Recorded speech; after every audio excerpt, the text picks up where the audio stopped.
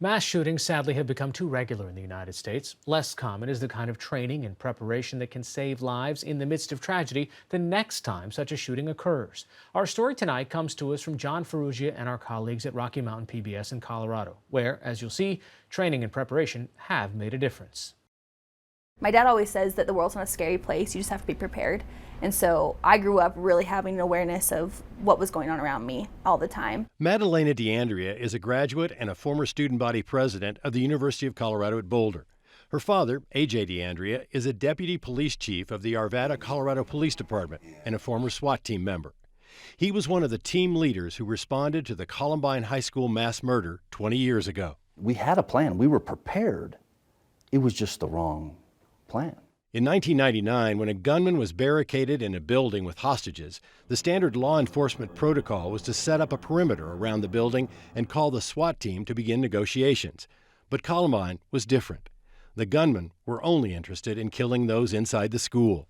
By the time SWAT gets there, it's way too late. It was for DeAndrea a personal and professional failure. It took Columbine for us to change our mind, to change the way that we viewed the world. Columbine is the watershed moment when we start to talk about active shooters. Not just school shootings, but active shootings. Over the past 20 years, DeAndrea has worked to develop new training tactics in Colorado and across the U.S., Canada, and in Europe to deal with an active shooter. This is Carol at Platte Canyon. We've got somebody with a gun. Shots fired. They have students in the building. Those evolving tactics were used in 2006 when a lone gunman took hostages in a high school classroom in Bailey, Colorado. A sheriff's deputy immediately entered the building and confronted the gunman, keeping him isolated, and then called the SWAT team that included DeAndrea. Shooting incident, Platte Canyon High, roll. All but one student, Emily Keys, got out alive. He's down. Took a girl with him. Get in medical. At Platte Canyon, everyone says that was a tactical success. You said to me, now that was a failure. That was a failure. Because you lost Emily Keys. Because we lost Emily. There's no one that will ever be able to convince me that that was a success. DeAndrea says in an active shooting situation, everyone needs to take responsibility for their own safety. What's the real target? The individual. The individual.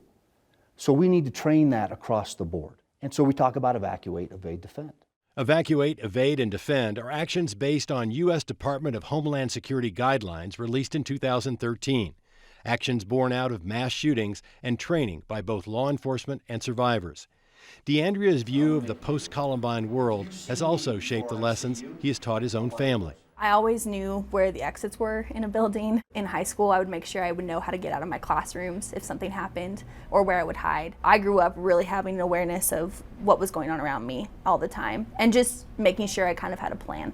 That planning would help save her life. In November of last year, Madalena, who was working in Los Angeles, went out with friends at a small country and western bar in nearby Thousand Oaks, California. I love swing dancing, I love line dancing, so it was really exciting to find the little gem in the midst of the big city. And I was getting a drink of water and was kind of standing on the outside of the dance floor, and I heard popping noises. Be advised, there are multiple shots being fired.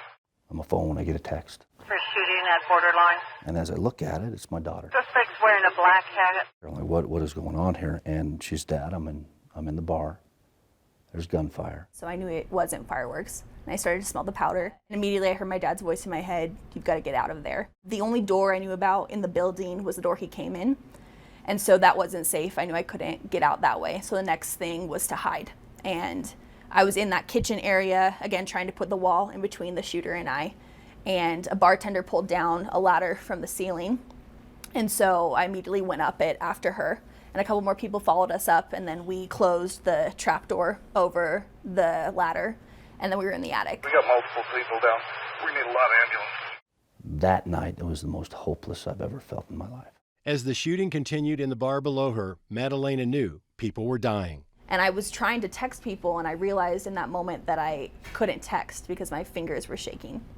And so I had to calm myself down. And from there, once I started getting my heart rate lower, I was able to make some more logical decisions. I need to try to find some way to, defend us if he comes up here. I'm listening to the radio traffic. I'm texting her. I'm talking to them. I'm sharing the text that she's giving me to their dispatch.